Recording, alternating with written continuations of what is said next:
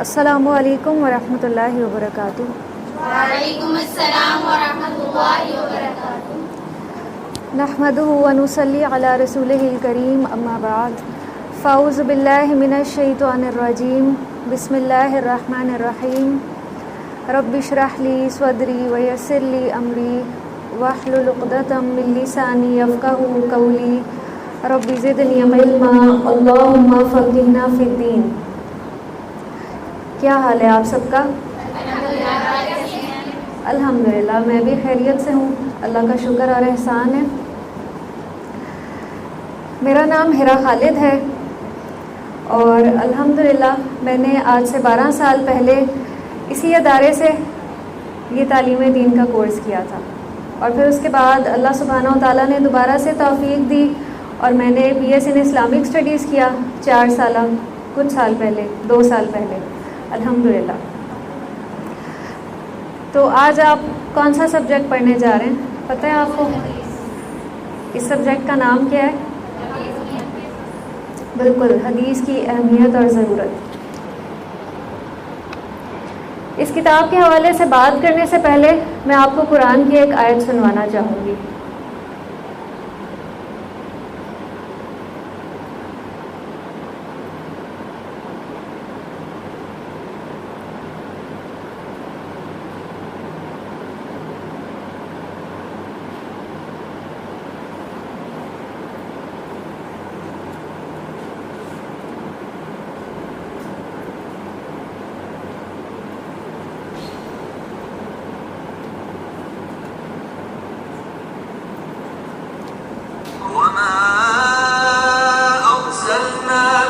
رسول إلا ليطاع بإذن الله ولو أنهم إذ ظلموا أنفسهم جاءوك فاستغفروا الله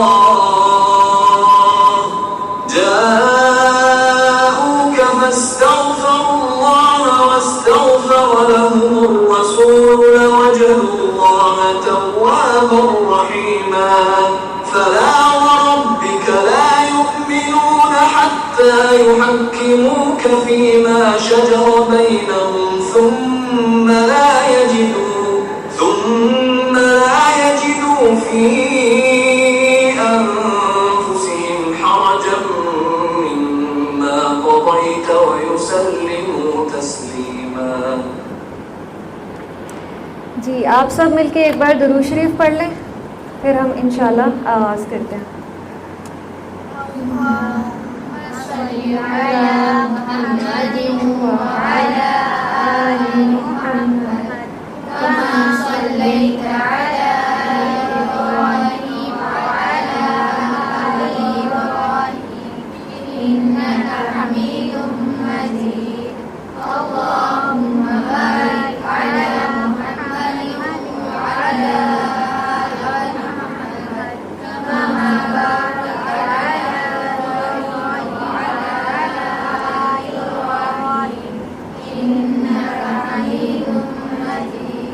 ماشاءاللہ تبارک اللہ۔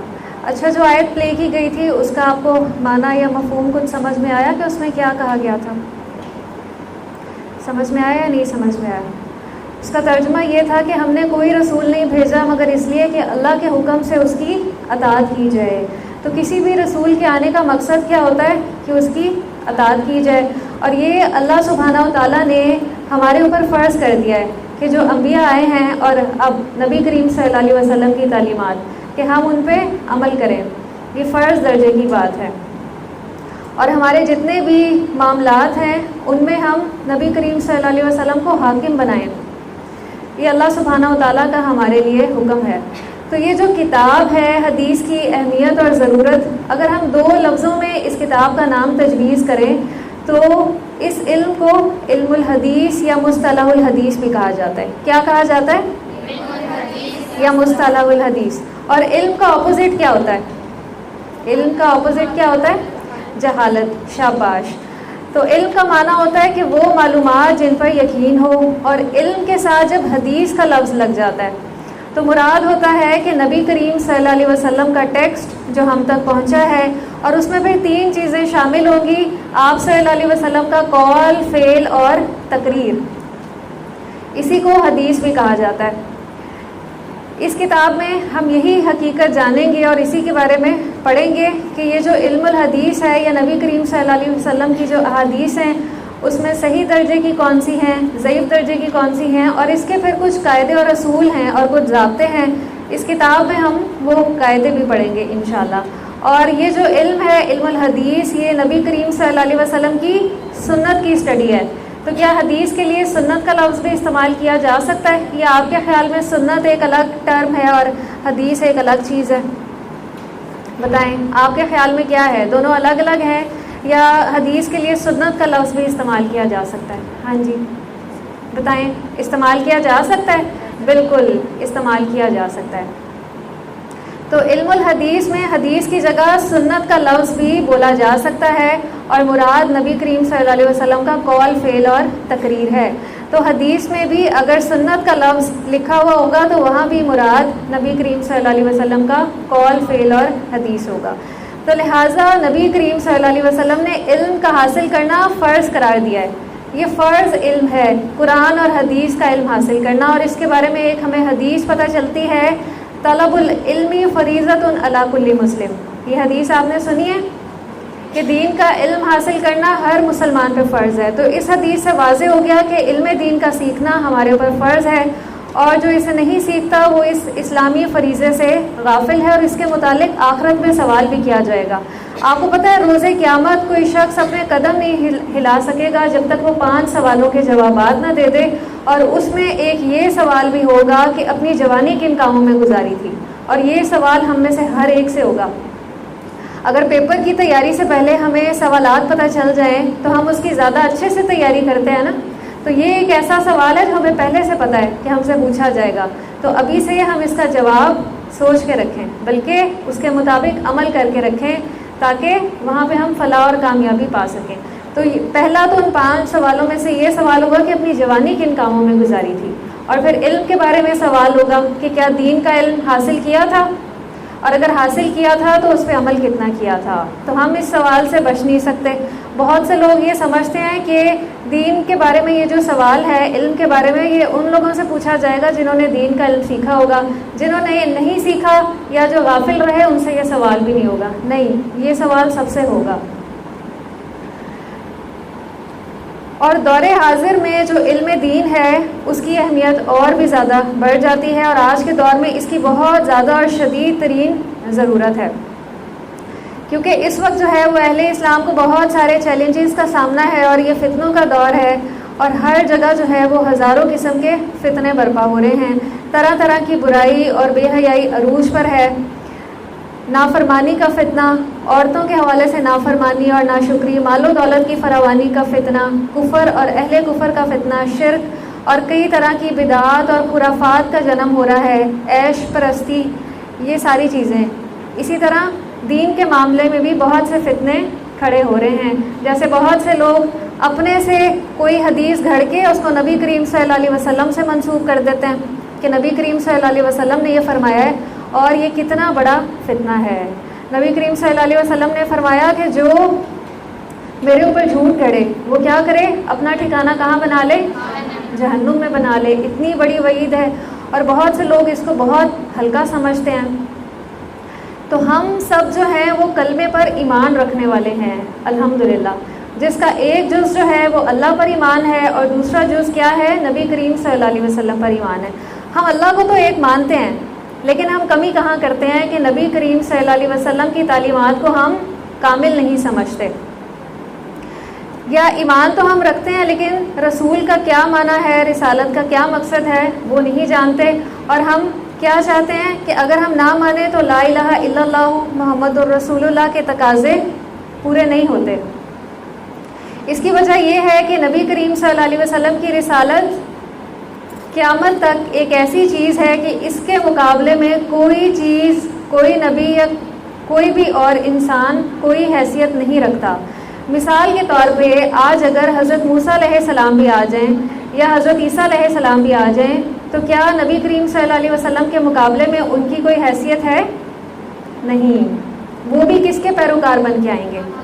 آپ صلی اللہ علیہ وسلم کے پیروکار بن کے آئیں گے. اس کی وجہ یہ ہے کہ ہم نے جس رسالت کا اقرار کیا ہے یا جس کو نبی مانا ہے تو اس کی یہ رسالت یا نبوت قیامت تک کے لیے ہے.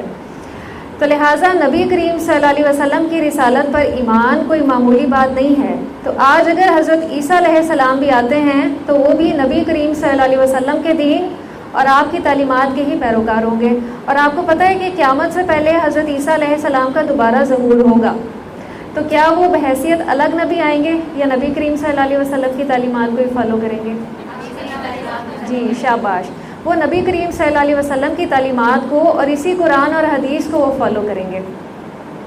تو قرآن جو ہے شروع سے آخر تک ہمیں نبی کریم صلی اللہ علیہ وسلم کی رسالت کے بارے میں ہی آگاہ کرتا ہے. اور قرآن ہم سے یہ بھی تقاضا کرتا ہے کہ اگر تم نبی کریم صلی اللہ علیہ وسلم پر ایمان لائے ہو تو اس پر ایمان لانے کے تقاضے اور اس کی حیثیت کو سمجھو. تو جب ہم یہ کہتے ہیں نا کہ لا الہ الا اللہ محمد الرسول اللہ، تو جس طرح اللہ کی ذات اپنی خدائی میں وحدہ لا شریک ہے، اسی طرح نبی کریم صلی اللہ علیہ وسلم کی ذات بھی اپنی رسالت میں کیا ہے؟ وحدہ لا شریک ہے. ان کا کوئی ثانی نہیں ہے. اللہ کے مقابلے میں کوئی الہ نہیں ہے. اسی طرح نبی کریم صلی اللہ علیہ وسلم کے مقابلے میں بھی کوئی عالم نہیں ہے، کوئی بڑے سے بڑا مفکر نہیں ہے، کوئی بڑے سے بڑا فقیہ نہیں ہے. تو اللہ سبحانہ و تعالیٰ نے نبی کریم صلی اللہ علیہ وسلم کو کچھ ایسی چیزیں عطا کر دی ہیں کہ اس کے مقابلے میں کسی انسان کی وہ حیثیت ہو ہی نہیں سکتی. حضرت عمر رضی اللہ عنہ ایک بار مسجد میں تشریف لائے اور نبی کریم صلی اللہ علیہ وسلم اس وقت حضرت ابو بکر صدیق رضی اللہ عنہ کے ساتھ گفتگو کر رہے تھے. اور حضرت عمر رضی اللہ عنہ کے ہاتھ میں ایک ورقہ تھا، ایک کاغذ تھا، اور وہ اسے پڑھ رہے تھے. تو اچانک حضرت ابو بکر صدیق نے دیکھا کہ نبی کریم صلی اللہ علیہ وسلم کا جو چہرہ ہے نا وہ بدلنے لگا ہے، جیسے آپ کے چہرے پہ ناراضگی کے آثار نمودار ہو رہے ہوں اور آپ کا رنگ بدلنے لگا.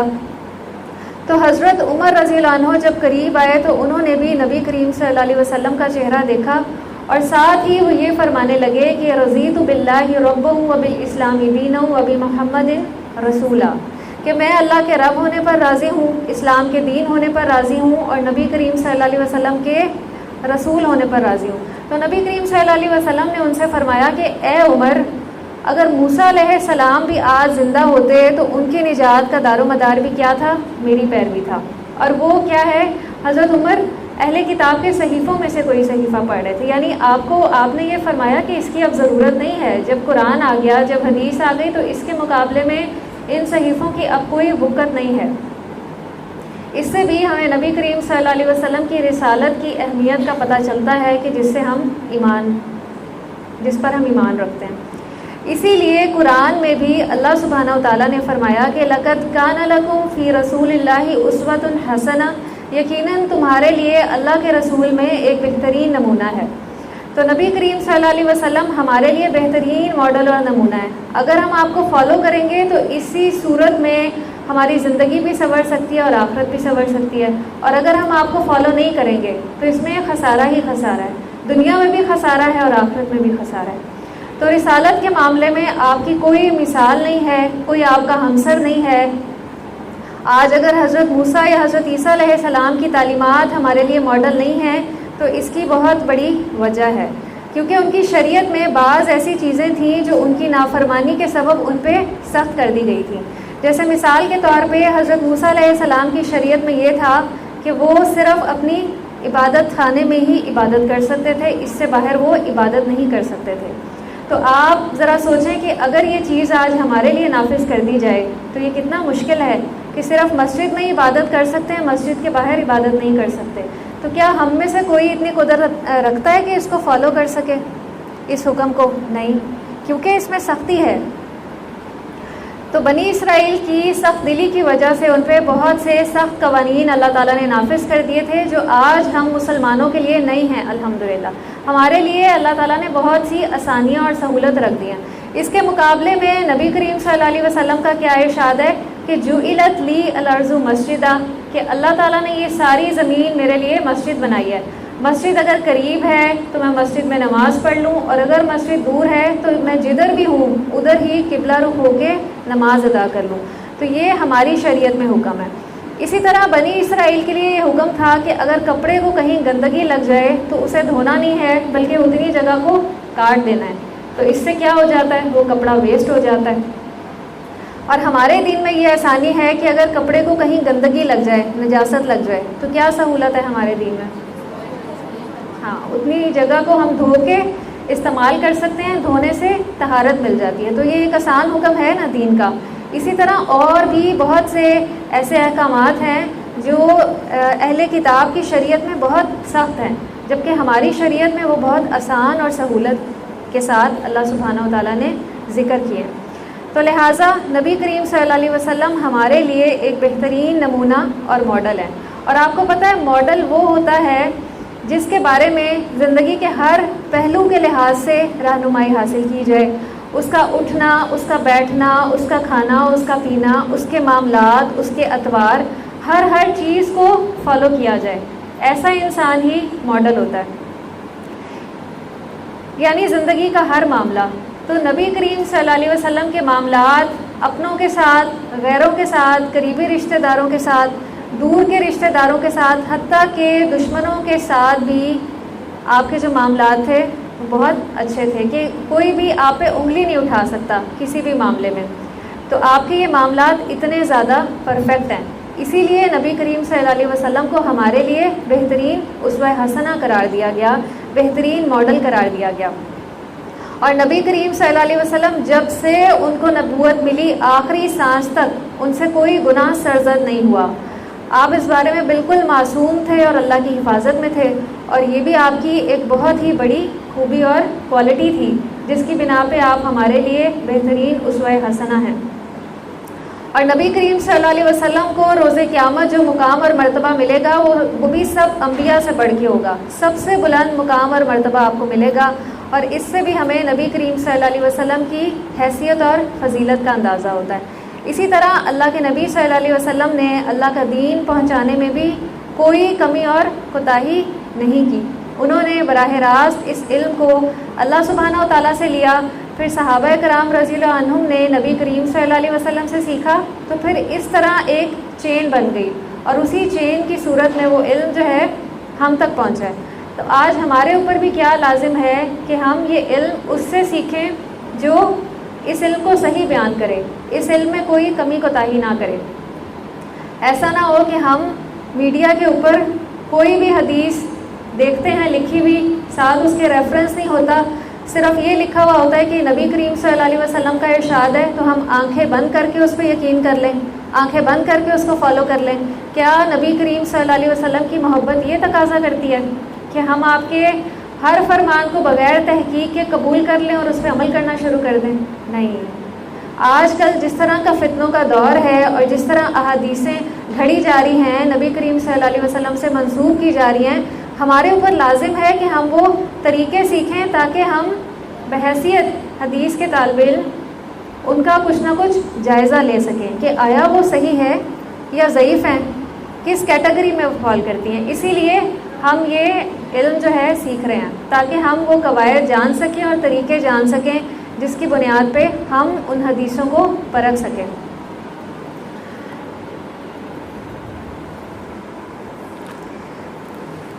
آپ اپنی کتاب کھول لیجئے.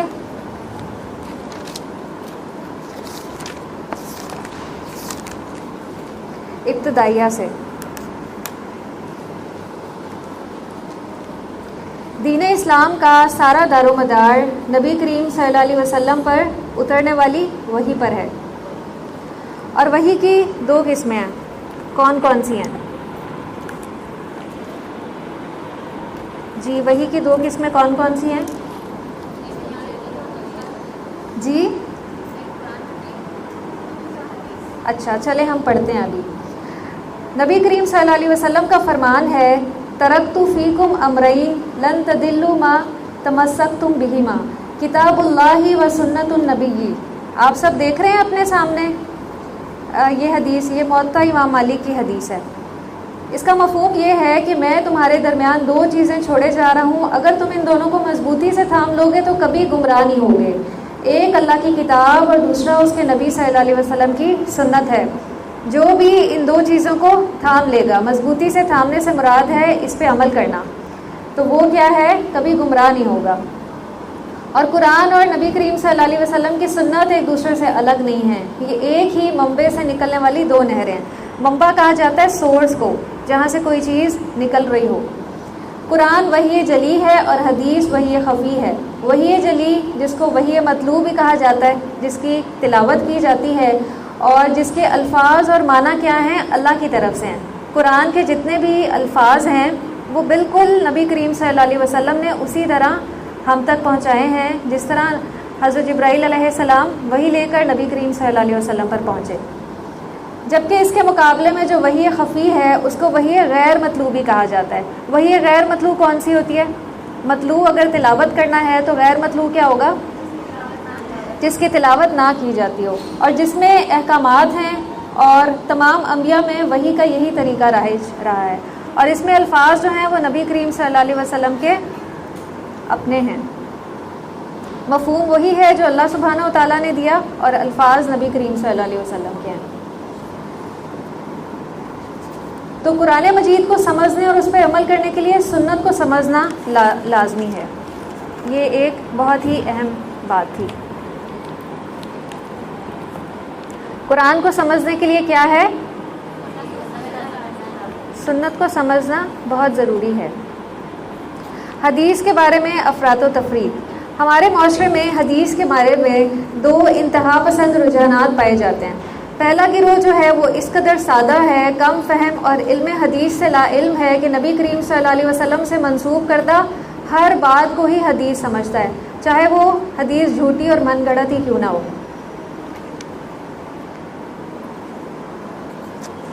اور نبی کریم صلی اللہ علیہ وسلم کا اس کے بارے میں کیا ارشاد ہے کہ میں یقل علیہ ما لم اقل فلیتبوأ مقعدہ من النار۔ یہ صحیح بخاری کی حدیث تھی کہ میں نے نبی کریم صلی اللہ علیہ وسلم کو یہ فرماتے ہوئے سنا کہ جو شخص میرے نام سے وہ بات بیان کرے جو میں نے نہیں کہی تو وہ اپنا ٹھکانہ جہنم میں بنا لے۔ تو یہ پہلے گروہ کا معاملہ تھا۔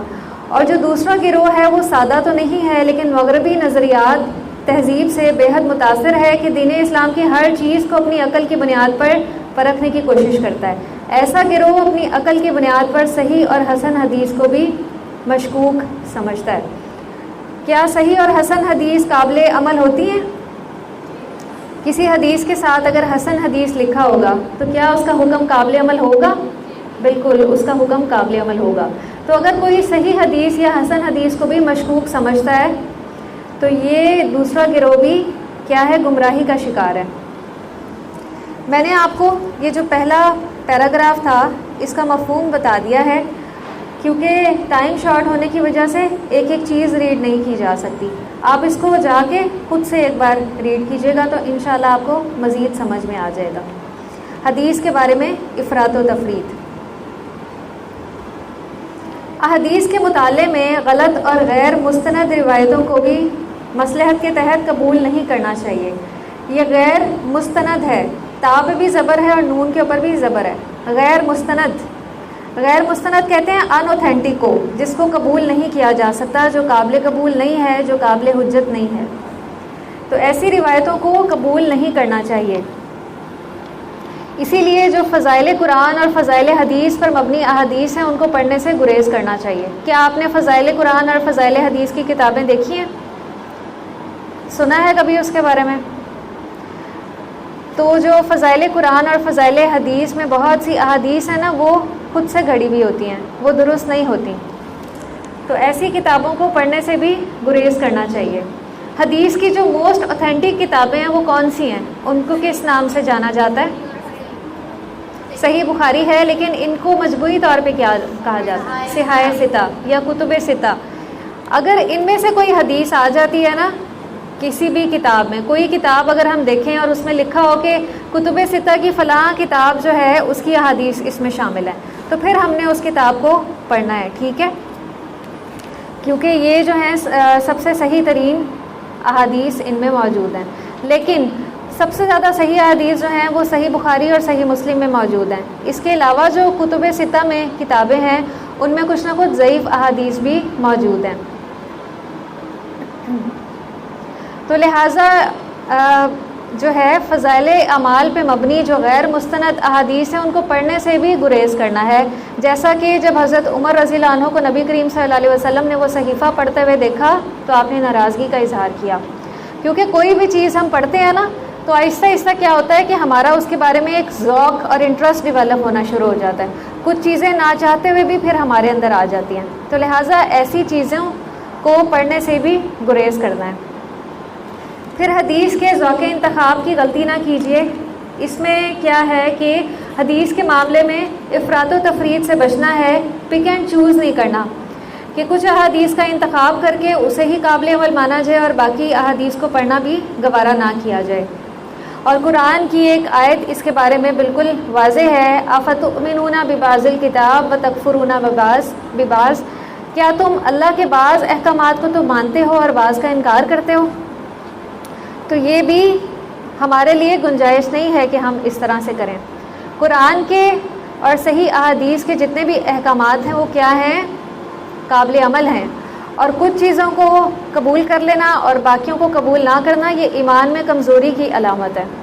ورنہ صحابہ کرام کا بھی کیا طرز عمل ہوتا تھا؟ جب ان کے سامنے اللہ کا کوئی حکم آتا تھا وہ کیا کہتے تھے؟ سمینا و اطعنا. وہ تو کوئی تعویلیں پیش نہیں کرتے تھے کہ یہ حکم بہت مشکل ہے، یہ آج کے دور میں ممکن نہیں ہے. نہیں، اس طرح کا کچھ بھی نہیں کہتے تھے. تو ہمارے اوپر بھی یہی لازم ہے کہ ہم بھی صحابہ کرام کے اسی طرز عمل کو فالو کریں. قرآن کا یا حدیث کا کوئی بھی حکم ہمارے سامنے آئے تو ہم اس کو فالو کریں. اسی میں اللہ سبحانہ و تعالیٰ کی رضامندی ہے.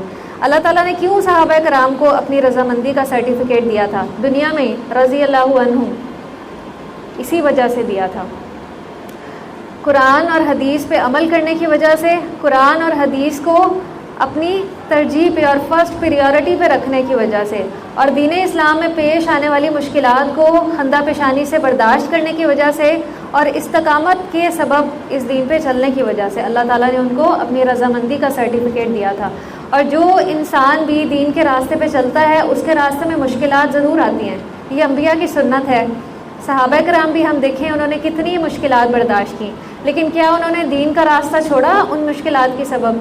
اپنی کلاس کو چھوڑا؟ نہیں چھوڑا، بلکہ وہ چلتے رہے.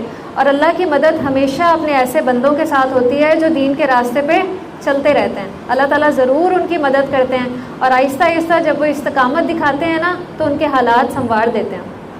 ان کو حالات بھی فیوریبل، موافق مہیا کر دیتے ہیں، اور گھر والوں میں سے ہی مددگار بھی دے دیتے ہیں. تو اس لیے زندگی میں جیسے بھی حالات پیش آئیں تو ایک بندہ مومن کا معاملہ کیا ہوتا ہے؟ اللہ سبحانہ و تعالیٰ کیا حکم دیتے ہیں؟ وَاسْتَعِینُوا بِالصَّبْرِ وَالصَّلَاةِ. صبر اور نماز کے ذریعے مدد حاصل کرو. اور نبی کریم صلی اللہ علیہ وسلم کو جب بھی کوئی مشکل پیش آتی تھی آپ کیا کرتے تھے؟ حاجت کے نوافل پڑھتے تھے. تو ہمارے لیے نبی کریم صلی اللہ علیہ وسلم کیا ہیں؟ بہترین اسوہ حسنہ ہیں. تو ہم نے زندگی کے ہر معاملے میں ان کو فالو کرنا ہے. مشکلات سے نکلنے کے لیے کیا کرنا ہے؟ حاجت کے نوافل پڑھنے ہیں. اور پھر بھی اگر مشکل دور نہ ہو رہی ہو وقتی طور پہ تو پھر کیا کرنا ہے؟ صبر کرنا ہے. اور صبر کیا ہوتا ہے؟ آپ میں سے کوئی اس کو ڈیفائن کرے گا؟ صبر کیا ہوتا ہے؟ جی،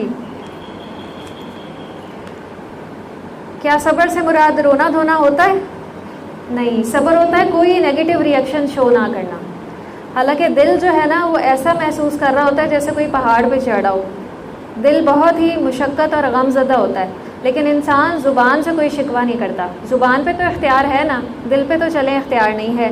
آنکھوں پہ بھی اختیار نہیں ہے، آنکھیں بھی آنسو بہاتی ہیں، لیکن کیا ہمیں اپنی زبان پہ اختیار ہے؟ بالکل زبان پہ اختیار ہے. تو صبر یہ ہوتا ہے کہ کوئی نیگیٹو ریئیکشن شو نہ کیا جائے. تو اس لیے دین کے معاملے میں افراط و تفریط سے بچنا ہے اور اللہ کے ہر حکم پر ہی عمل کرنا ہے. علم حدیث سے لا علمی. مسلمانوں پر ایک وقت ایسا بھی گزرا ہے جب مسلمان صرف ثواب اور تبرک یعنی برکت کے حصول کے لیے قرآن مجید اور احادیث کو پڑھتے تھے. قرآن مجید اور احادیث نبوی میں غور و فکر اور تدبر بہت حد تک موقوف تھا، یعنی سٹاپ تھا. قرآن اور حدیث سے بہت کم استدلال کیا جاتا تھا. استدلال کا مطلب آپ کو پتہ ہے؟ استدلال کا مطلب آپ میں سے کسی کو پتہ ہے؟ جی، قرآن اور حدیث کی روشنی میں مسائل کا حل تلاش کرنا.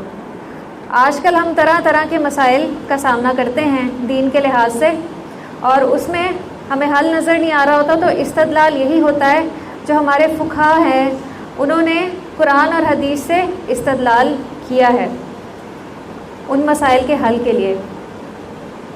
اور آج ہم جس دور میں ہیں دوریاں سمٹ رہی ہیں, کتابیں عام ہو رہی ہیں, اور عصر حاضر کے ایک بہت بڑے محدث جو ہیں علامہ محمد ناصر الدین البانی رحمہ اللہ, آپ نے ان کا نام سنا ہے؟ کس کس نے سنا ہے؟ ہینڈ ریز کریں. میرے خیال میں آپ سب نے ان کا نام سنا ہونا چاہیے.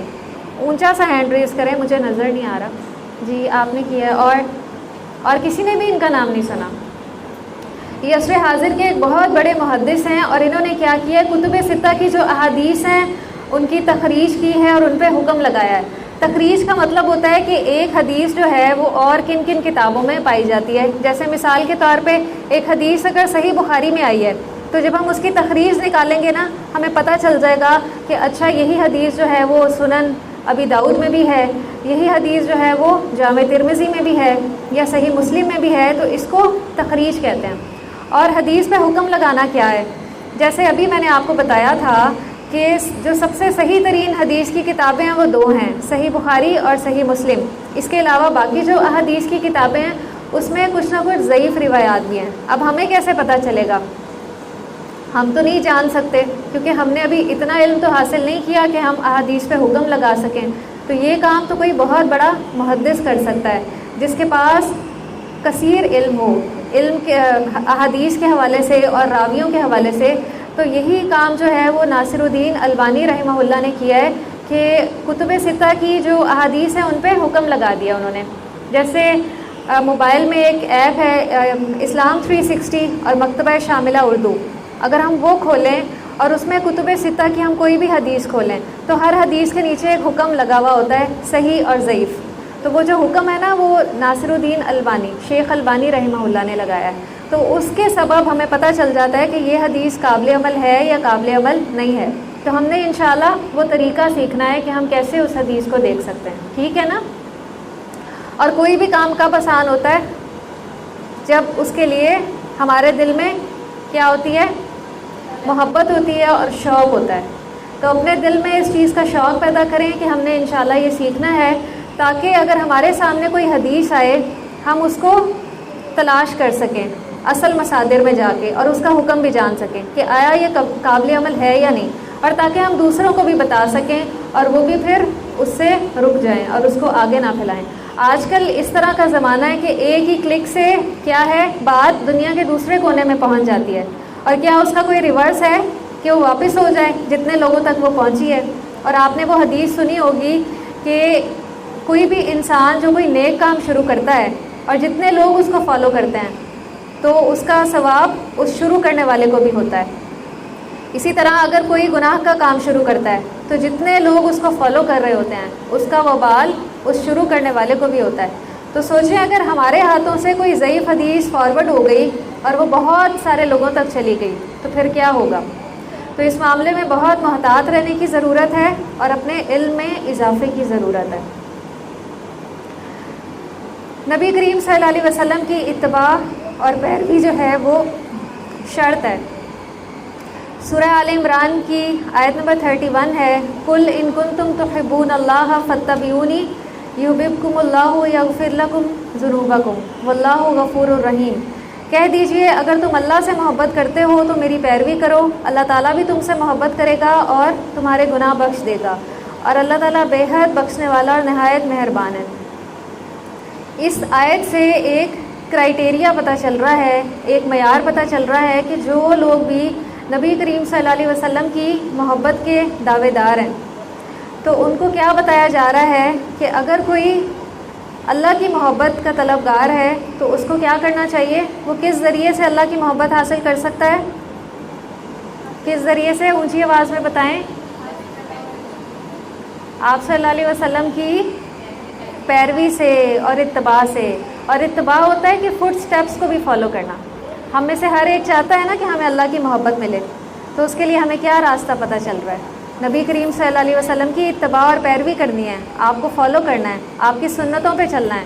اس طرح کیا ہوگا؟ ہم اللہ کے محبوب بن جائیں گے انشاءاللہ, اور اللہ تعالیٰ ہمارے گناہ بھی معاف فرما دیں گے. تو تو یہی ایک ذریعہ ہے جس کے ذریعے ہم اللہ کی محبت حاصل کر سکتے ہیں، اور یہی کامیابی کا راستہ ہے۔ اگر تو کوئی اس کے مطابق اپنی زندگی گزار رہا ہے تو وہ نبی کریم صلی اللہ علیہ وسلم سے محبت کے دعوے میں سچا ہے، لیکن اگر کوئی اس کے مطابق، اس طریقے کے مطابق اپنی زندگی نہیں گزار رہا کہ اس کی جو زندگی ہے وہ نبی کریم صلی اللہ علیہ وسلم کی اتباع اور پیروی سے خالی ہے، تو کیا ہے، وہ آپ صلی اللہ علیہ وسلم سے محبت کے دعوے میں سچا نہیں ہے۔ نبی کریم صلی اللہ علیہ وسلم نے فرمایا کہ من عمل عملا لیس علیہ امرنا فہو رد، جس نے ایسا کام کیا جس پر ہمارا معاملہ نہیں ہے، یعنی ہمارے بتائے ہوئے طریقے سے مختلف ہے، تو وہ کیا ہے، رد ہے۔ تو ہم میں سے کوئی بھی انسان اگر اللہ کی نظر میں بلند مرتبہ چاہتا ہے تو ہمیں نبی کریم صلی اللہ علیہ وسلم کی ہر حال میں اطاعت کرنی ہے۔ وہ اطاعت جو ہے آپ کے اقوال کے معاملے میں بھی ہوگی، آپ کے افعال کے معاملے میں بھی ہوگی، عقائد کے معاملے میں بھی ہوگی، اور اعمال کے معاملے میں بھی ہوگی، ظاہر میں بھی ہوگی اور باطن میں بھی ہوگی۔ تو جو نبی کریم صلی اللہ علیہ وسلم کی اتباع کرتا ہے، اللہ کی محبت اس کے دعوے کی تصدیق کرتی ہے، اور اللہ اس سے محبت رکھتے ہیں اور اس کے گناہ معاف فرما دیتے ہیں۔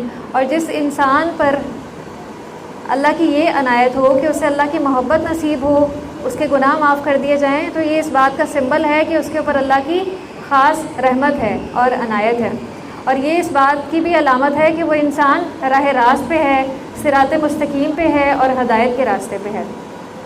اور جو انسان نبی کریم صلی اللہ علیہ وسلم کی اتباع نہیں کرتا یا نبی کریم صلی اللہ علیہ وسلم سے محبت رکھنے کا دعویٰ کرتا ہے، تو اس کا دعویٰ جو ہے وہ جھوٹا ہے۔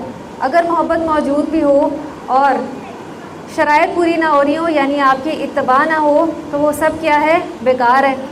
کوئی انسان زبان سے بہت بڑے بڑے دعوے کر رہا ہے کہ میں نبی کریم صلی اللہ علیہ وسلم سے بہت محبت کرتا ہوں، لیکن جب وہ عمل کرتا ہے تو اس کا معاملہ آپ کی بتائی ہوئی سنت، آپ کے قول، آپ کے فعل سے برعکس ہوتا ہے، تو بے شک وہ جتنے بھی دعوے کرے، جو اللہ کا وعدہ ہے نا وہ پورا نہیں ہوگا اس کے حق میں۔ اللہ کا کیا وعدہ ہے کہ میں اپنی محبت عطا کروں گا، میں گناہ بخش دوں گا، تو اگر اس کا دعویٰ جھوٹا ہے تو نہ اس کو اللہ کی محبت نصیب ہوگی، نہ اس کے گناہ بخشے جائیں گے، اور نہ ہی اس پہ اللہ کی رحمت نازل ہوگی۔ تو یہ سراسر کیا ہے، خسارے کا سودا ہے۔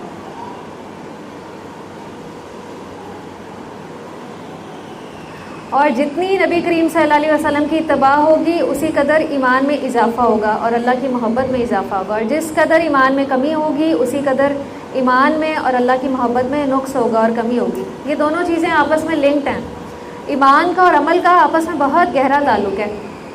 ایک چیز جب بڑھتی ہے نا تو دوسری بھی اس کے ساتھ بڑھے گی۔ جیسے جب آپ کا عمل بڑھتا ہے نا، جب آپ کے دل میں نبی کریم صلی اللہ علیہ وسلم کی محبت پیدا ہوتی ہے اور آپ ان کی سنتوں پہ عمل کرنا شروع کر دیتے ہیں، تو اس سے کیا ہوتا ہے، ایمان میں اضافہ ہوتا ہے، اور جب ایمان میں اضافہ ہوتا ہے، عمل میں اضافہ ہوتا ہے، تو اللہ کی محبت بھی نصیب ہوتی ہے۔ اور اس کے مقابلے میں جب عمل کمزور ہو جاتا ہے نا، ہم آپ صلی اللہ علیہ وسلم کی پیروی اور آپ کی سنتوں کو ترک کر دیتے ہیں، تو ہمارا ایمان بھی کمزور ہو جاتا ہے، اور پھر اللہ کی محبت میں بھی ہم کمی محسوس کرتے ہیں۔ تو ایمان اور محبت کا تعلق کس جز سے ہے، کہاں پہ پیدا ہوتی ہے؟ یہ دل کے اندر پیدا ہوتی ہے، تو وہی انسان محسوس کر سکتا ہے، ہم میں سے ہر ایک۔ تو ہم میں سے ہر ایک، ہم نے اپنے دلوں کا جائزہ لینا ہے کہ کیا ہمیں اپنے دلوں میں ایمان کی حلاوت محسوس ہوتی ہے؟ جب ہم کوئی نیک عمل کرتے ہیں اس کے لیے خوشی محسوس ہوتی ہے، ایک ٹھنڈک محسوس ہوتی ہے، اللہ کی محبت محسوس ہوتی ہے؟ اور اگر معاملہ اس کے برعکس ہے تو ہمیں کیا ہے، نبی کریم صلی اللہ علیہ وسلم کی اتباع اور پیروی میں کیا ہے، تیزی دکھانی ہے۔ اور آپ آج کل ماشاءاللہ ہر طرح سے مختلف علوم کے ذریعے یہ سب کچھ سیکھ رہے ہیں، قرآن میں بھی اور احادیث میں بھی۔ تو صحابہ کرام کے طرز عمل کی طرح کیا کیا کریں، سمعنا و اطعنا، ہم نے سنا اور ہم نے اطاعت کی۔ تو وہ جو اطاعت ہے نا وہ عمل میں نظر آتی ہے۔ صرف نمبرز لے لینا اور اس جستجو میں رہنا کہ 90+ % آ جائے، یہ بھی اچھا ہے، لیکن اصل مقصد ہمارا علم حاصل کرنے کا کیا ہونا چاہیے کہ ہم اپنا تزکیہ کریں، اپنے دل کا تزکیہ کریں، اپنے ایمان میں ہم اضافہ کریں اور اللہ کی رضا کے راستے پہ چلیں، اللہ تعالیٰ ہم سے راضی ہو جائیں، تاکہ روزے قیامت اللہ تعالیٰ ہمیں اپنی رضامندی کا سرٹیفکیٹ دیں۔ ٹھیک ہے، اور وہ کب ہوگا؟ جب ہم ساتھ ساتھ اپنا تزکیہ کریں گے، جو خراب چیزیں ہیں وہ اپنے دل سے نکال دیں گے، اور جو اچھی چیزیں ہیں اس کا بیج ہم اپنے دل میں ڈالیں گے، تو یہی تزکیہ ہے اور یہی فائدہ مند ہے.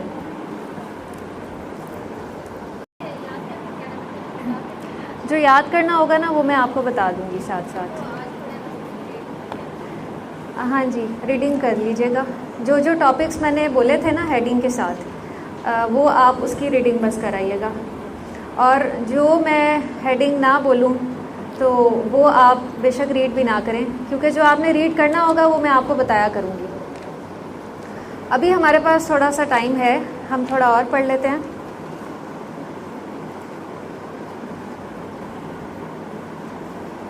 حدیث کی اہمیت اور ضرورت. قرآن کی تشریح اور تفسیر جو ہے وہ حدیث ہے. قرآن کی تشریح اور تفسیر کیا ہے؟ حدیث ہے. قرآن میں بہت سے احکامات جو ہیں وہ اجمالی ہیں، یعنی ان کی تفصیل ہمیں نہیں ملتی. جیسے نماز ہے، نماز کی فرضیت کا تو ہمیں قرآن سے پتہ چلتا ہے، لیکن کیا اس کی تفصیل ہمیں پتہ چلتی ہے کہ کیسے ادا کی جائے گی؟ نہیں. تو اس کی ہمیں تفصیل کہاں سے ملتی ہے؟ ہمیں احادیث سے ملتی ہے. تو نماز کا طریقہ جو ہے، اسی طرح زکوٰۃ کا حکم تو ہمیں قرآن میں ملتا ہے، اس کے مصارف بھی پتہ چلتے ہیں، لیکن مزید تفصیل ہمیں احادیث سے پتہ چلتی ہے کہ اس کی شرح کیا ہے.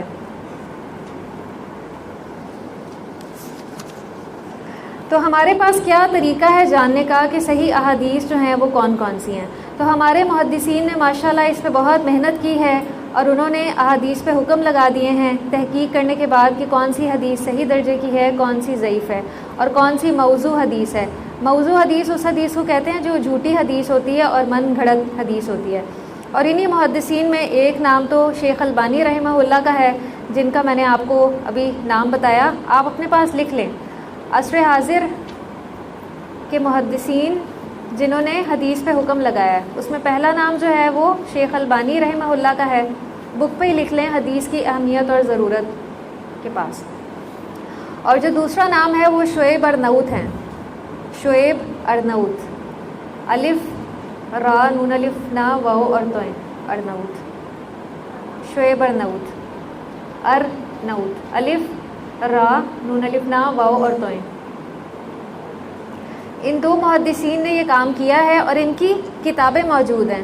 لیکن انہی کتابوں سے کیا ہے، ہماری آسانی کے لیے اپلیکیشنز بنا دی گئی ہیں جن کو ہم اپنے موبائل پر اور اپنے لیپ ٹاپ پر کھول سکتے ہیں. دو اپلیکیشنز کا آپ نام لکھیں. اسلام 360 ہے، اسلام 360 انگلش میں لکھ لیں، اسلام ISLAM 360. اور دوسری ایپ ہے مکتبہ شاملہ اردو. یہ آپ نے اردو میں لکھنا ہے. مکتبہ لکھنا آتا ہے، میم کاف تے اور بے ہے. مکتبہ شاملہ اردو، شین الف شاہ میم لام ہے، اردو. یہ دونوں اپلیکیشنز بڑی سہولت کے ساتھ موبائل پہ کھولی جا سکتی ہیں. اور یہ جو مکتبہ شاملہ اردو ہے، اس میں کسی بھی حدیث کی تشریح کو بھی دیکھا جا سکتا ہے، یعنی وضاحت کو جو کتب حدیث میں پائی جاتی ہے. تو انشاءاللہ میں آپ کو یہ دونوں ایپس جو ہیں وہ دکھاؤں گی جلد ہی. تو آج سے 1000 سال پہلے جب میڈیا اتنا فاسٹ نہیں تھا تو احادیث کو جانچنے کا کوئی خاص پیمانہ بھی موجود نہیں تھا کہ جس کی بنیاد پہ احادیث کو پرکھا جا سکتا. تو یہ محنت جو ہے وہ ہمارے اس زمانے میں ہوئی ہے.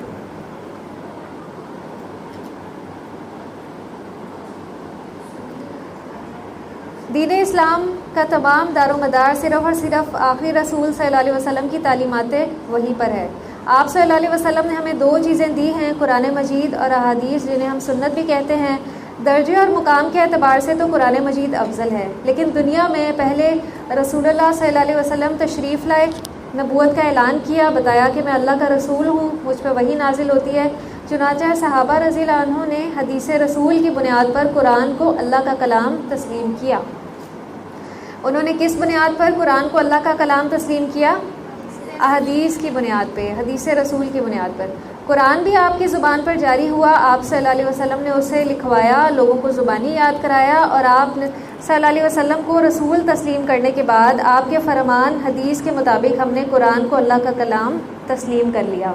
اس سے ہمیں حدیث کی ایک اہمیت پتہ چل رہی ہے. دشمنان اسلام نے قرآن میں تحریف کی بھی بے شمار کوششیں کی ہیں. تحریف کہتے ہیں تبدیلی کو. انہوں نے قرآن میں تبدیلی کی بہت کوششیں کی ہیں اور جھوٹی باتوں کو بھی رسول اللہ صلی اللہ علیہ وسلم سے منسوخ کر کے حدیث رسول کے طور پہ پیش کی ہے.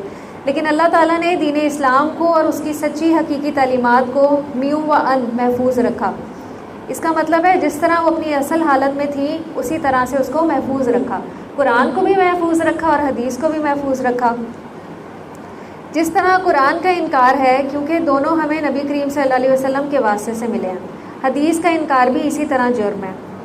اسی طرح ضعیف اور جھوٹی احادیث پر ایمان لانا بھی دین اسلام کی کیا ہے؟ تحریف ہے۔ قرآن کی تشریح اور تفسیر کیا ہے؟ حدیث ہے۔ قرآن کی تشریح اور تفسیر حدیث ہے۔ اس سے مراد یہ ہے کہ قرآن کی بہت سی جو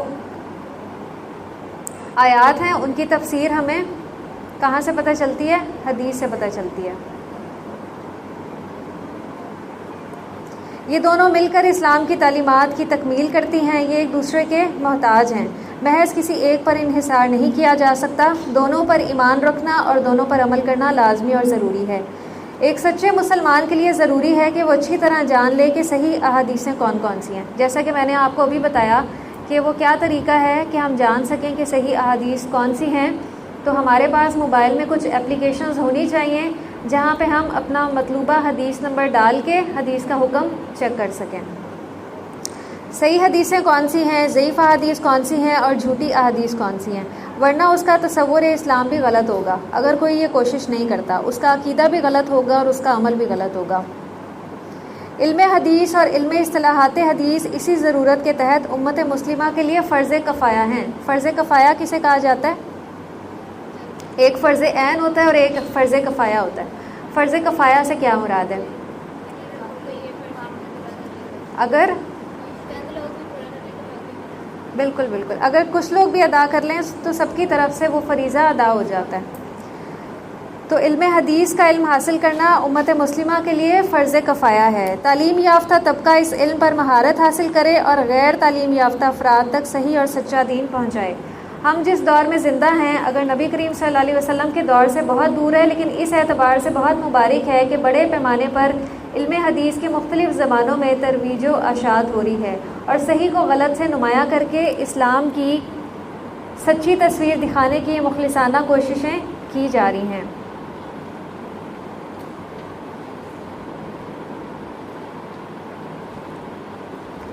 حدیث اور سنت کا دائرہ کار۔ سنت کا مقام صرف انفرادی زندگی میں نہیں ہے بلکہ اس کا ایک وسیع اور ہماگیر دائرہ ہے۔ عام طور پہ یہ خیال کیا جاتا ہے کہ صرف ذاتی زندگی کے کچھ اچھے آداب سنت سے معلوم کیے جا سکتے ہیں۔ مثلاً ہمیں انفرادی زندگی سے متعلق کون کون سی سنتیں پتہ چلتی ہیں؟ کھانے پینے، پہننے، اوڑھنے وغیرہ جیسے معاملات ہمیں سنت سے ملتے ہیں۔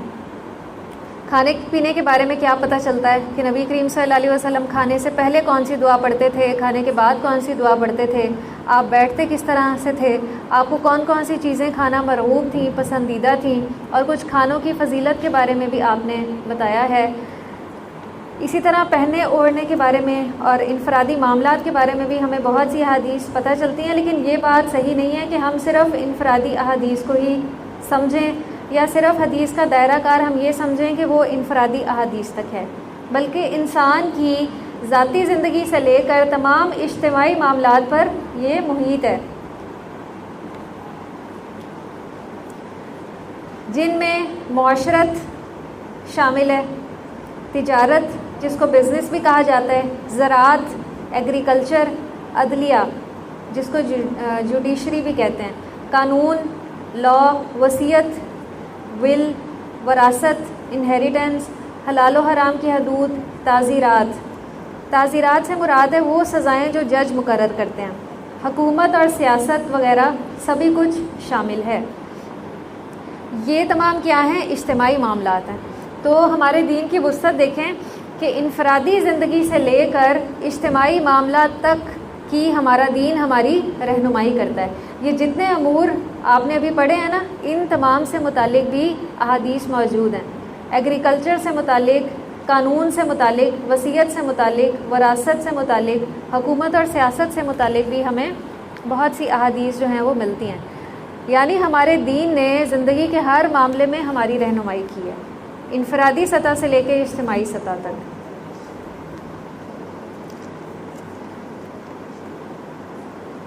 اگلا پیراگراف رہنے دیں. احادیث کا مجموعی نظام.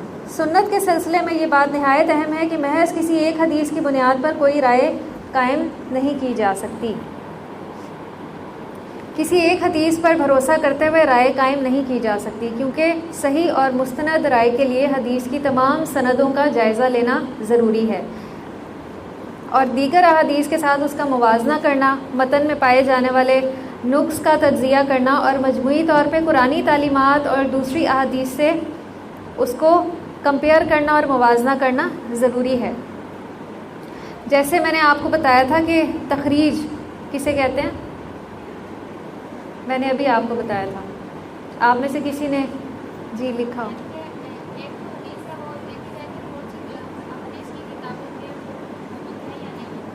اور کن کن کتابوں میں وہ موجود ہے. جیسے ہم نے ایک حدیث صحیح بخاری میں دیکھی اور جب ہم نے اس کی تخریج چیک کی، تخریج بھی کچھ موبائل پہ اپلیکیشنز کے ذریعے چیک کی جا سکتی ہے کہ یہ حدیث اور کن کن کتابوں میں موجود ہے. جیسے میں آپ کو مثال دیتی ہوں کہ ایک حدیث جو ہے وہ سنن ابو داؤد میں تھی، لیکن وہ ضعیف درجے کی حدیث ہے، اس کی سند میں کچھ کمزوری تھی. تو اب دیکھا جائے گا محدثین نے کیا کیا کہ انہوں نے اس حدیث کی تخریج کی کہ یہ سنن ابی داؤد کی حدیث اور کن کن کتابوں میں موجود ہے. مثال کے طور پہ وہی حدیث جامع ترمذی میں بھی موجود تھی، ٹھیک ہے، اور صحیح مسلم میں بھی موجود تھی، لیکن کسی اور سند کے ساتھ موجود تھی. تو اس طرح پھر وہ جو حدیث تھی سنن ابی داؤد والی، وہ بھی پھر صحیح درجے کی ہوگی کیونکہ اس کی اور سندیں مل گئیں جو صحیح درجے کی تھیں. آپ کو یہ بات سمجھ میں آئی کہ کسی ایک حدیث کی بنیاد پر کوئی رائے قائم نہیں کی جا سکتی. اب اگر دیکھا جائے تو وہ جو ایک حدیث سنن ابی داؤد کی تھی جو ضعیف تھی، اس ایک حدیث کی بنیاد پہ رائے قائم نہیں کی جا سکتی. تو رائے قائم کرنے کے لیے حدیث کی تخریج کرنا ضروری ہے. تو محدثین نے یہی کام کیا ہے کہ انہوں نے اس ایک حدیث کے ساتھ اور جتنی بھی حدیثیں تھیں باقی کتابوں میں جس کا متن بھی ایک جیسا تھا اور سند بھی ایک جیسی تھی اور ایک ہی صحابی رسول سے وہ مروی تھی، وہ ساری انہوں نے اکٹھی کی اور پھر جا کے حدیث پہ حکم لگایا.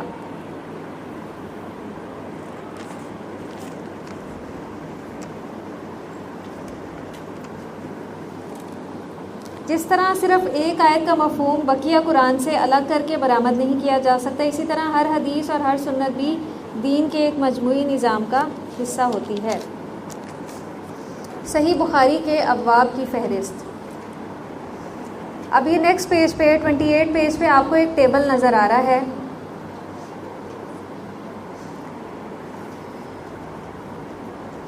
اس میں سب سے پہلے نمبر پہ کیا لکھا ہوا ہے؟ آغاز وحی. اب یہ جو آغاز وحی ہے اس کے اندر امام بخاری نے کئی باب قائم کر دیے ہیں جو وحی سے متعلق ہیں اور ہر باب کے اندر کئی احادیث موجود ہیں. ٹھیک ہے، آپ میں سے جن کے پاس بھی موبائل ہے آپ سب نے آج اسلام 360 اپلیکیشن اپنے موبائل میں کرنی ہے اور مکتبہ شاملہ اردو.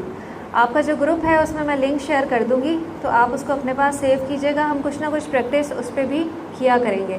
تو آپ مکتبہ شاملہ اردو اگر کریں تو اس میں صحیح بخاری کے باب کھول کے دیکھیے گا. اگر کھول سکیں تو ٹھیک ہے، نہیں تو میں آپ کو کلاس میں کل انشاءاللہ دکھا دوں گی. تو آغاز وحی کے اندر امام بخاری نے کئی باب قائم کیے ہیں اور ہر باب کے اندر کئی احادیث موجود ہیں. اسی طرح ایمان کا جو باب ہے اس کے اندر بھی امام بخاری نے کیا ہے کئی باب قائم کیے ہیں اور ان سب کے اندر احادیث موجود ہیں. پھر تیسرے نمبر پہ آپ کو کیا نظر آ رہا ہے؟ جی علم. تو علم کے اندر بھی امام بخاری نے کئی باب علم سے متعلق بنائے ہیں.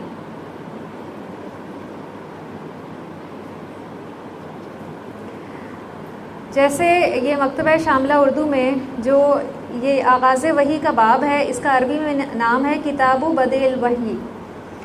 اس کے اندر انہوں نے کئی باب جو ہیں وہ قائم کیے ہیں، جیسے وحی کے بیان میں، اور اسی طرح جو اس سے اگلا باب ہے وحی کے باب میں کئی احادیث موجود ہیں. پھر جو اس سے اگلا ہے ایمان، اس کا عربی میں وہاں پہ نام ہے کتاب الایمان، اور کتاب الایمان کے اندر جو سب سے پہلا باب ہے اس کا نام ہے اسلام کی بنیاد 5 چیزوں پر قائم ہے، تو وہ اس سے متعلق جتنی احادیث ہیں وہ اس باب میں موجود ہیں۔ پھر اسی طرح ایمان کے بیان میں جو اگلا باب ہے وہ یہ ہے کہ بعض ظلم جو ہیں وہ بعض سے ادنا ہیں۔ اب اس میں بھی جو ہے کچھ احادیث ہمیں ملتی ہیں، تو ہر باب کے اندر کافی ساری احادیث موجود ہیں۔ تو یہ ٹیبل بنانے کا مقصد یہی ہے تاکہ ہمیں صحیح بخاری کے ابواب کی فہرست سمجھ میں آ جائے کہ کس طریقے پہ امام بخاری نے جو پہلا صفحہ ہے فہرست والا اس کو مرتب کیا ہے۔ پھر اس کے بعد جو اگلا ٹائٹل ہے طہارت کا، اس کے اندر بھی دیکھیں طہارت میں وضو شامل ہے، غسل شامل ہے، حیض اور تیمم، اور وضو جو ہے یہ ایک باب ہے اور اس کے اندر کئی احادیث وضو سے متعلق مل جائیں گی۔ اور اگلا جو ہے وہ غسل ہے، غسل کے اندر کئی باب ہوں گے جو غسل کے بارے میں ہوں گے، اور ہر باب کے اندر جو احادیث ہوں گی نا وہ اس باب سے ملتی جلتی ہوں گی، یعنی ان احادیث کو جو لانے کا مقصد یہ ہوگا کہ ان احادیث کی مطابقت ہوگی اس باب کے ساتھ۔ تو آپ ان سب کا جو ہے وہ جائزہ لیجئے گا اور کھول کے آپ نے دیکھنا ہے۔ میں نے کل آپ سے پوچھنا ہے جن جن کے پاس بھی موبائل ہے اس میں صحیح بخاری اوپن کر کے یہ تمام باب ابواب آپ نے وہاں پہ دیکھنے ہیں کھول کے، ٹھیک ہے؟ اپنے پاس نوٹ کر لیں اور دیکھیے گا کہ یہی سارے ہیں اور وہاں پہ کس طرح سے دیے گئے ہیں اور یہاں پہ کس طرح سے ہیں۔ یہاں پہ آپ کو یہ نام اردو میں نظر آ رہے ہیں، لیکن اسلام 360 میں آپ کو اسی طرح اردو میں نظر آئیں گے، لیکن مکتبہ شاملہ اردو میں آپ کو عربی میں یہ نظر آئیں گے، جیسے آغاز وحی ہے، ایمان ہے اور علم ہے۔ جی